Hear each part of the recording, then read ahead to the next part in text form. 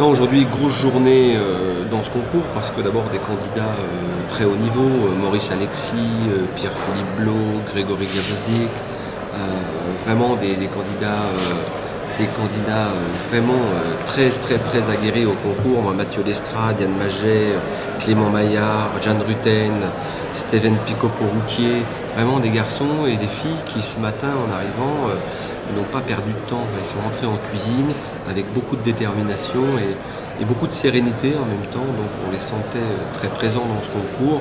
Bon, le résultat est là, le résultat est difficile à admettre parce que on a affaire à des gens qui ont un certain niveau de pratique et effectivement d'avoir à éliminer avec des quarts, des demi et des huitièmes de points, ça paraît toujours un peu ridicule parce qu'il n'y avait pas ni de plat ni de dessert illégitime dans ce concours, donc il faut s'appuyer sur des détails techniques. Mais bon, il faut un premier, il faut un dernier, c'est toujours comme ça dans un concours, mais on gagne un concours un jour, il faut être un très bon cuisinier tous les jours, c'est ça la vraie difficulté finalement.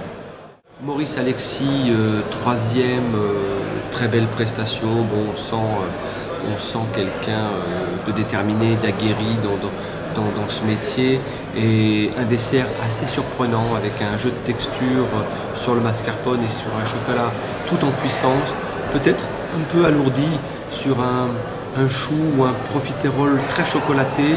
Un aurait suffi, ça a déséquilibré un petit peu le plat, mais alors quelle puissance et quel jeu de texture, c'était absolument inouï sur le dessert.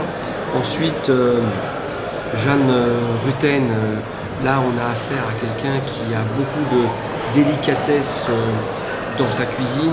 On sent une cuisine d'une précision incroyable, le veau était sublime et le dessert était majestueux, tout en équilibre. La fraise, la rhubarbe, c'est pas extrêmement novateur en termes de dégustation, parce qu'on sait que c'est un mariage parfait, mais là l'équilibre entre la meringue, la texture du mascarpone et la fraise avec juste une pointe de menthe, pas la menthe qu'on vient en surabondance sur la fraise, mais juste une petite touche d'huile de menthe et de feuilles de menthe qui fait que le dessert était absolument explosif. Ensuite, le gagnant qui est Yann Maget, bon, tout en équilibre, le bon nombre de points sur le veau Orloff, le bon nombre de points sur le dessert. Donc l'ensemble du jury finalement sort Yann Maget vainqueur. Ça se joue très serré sur le premier, deuxième et troisième. Parce que là on a affaire vraiment à un engoulotement de la connaissance. On est vraiment sur trois candidats qui ont à peu près le même niveau. Donc voilà, j'ai beaucoup apprécié ces plats, je les ai trouvés très bien équilibrés sur les deux. Peut-être un petit peu en deçà de la créativité que j'attendais, mais franchement chapeau parce que c'était une belle prestation et une prestation ça se joue dans la globalité.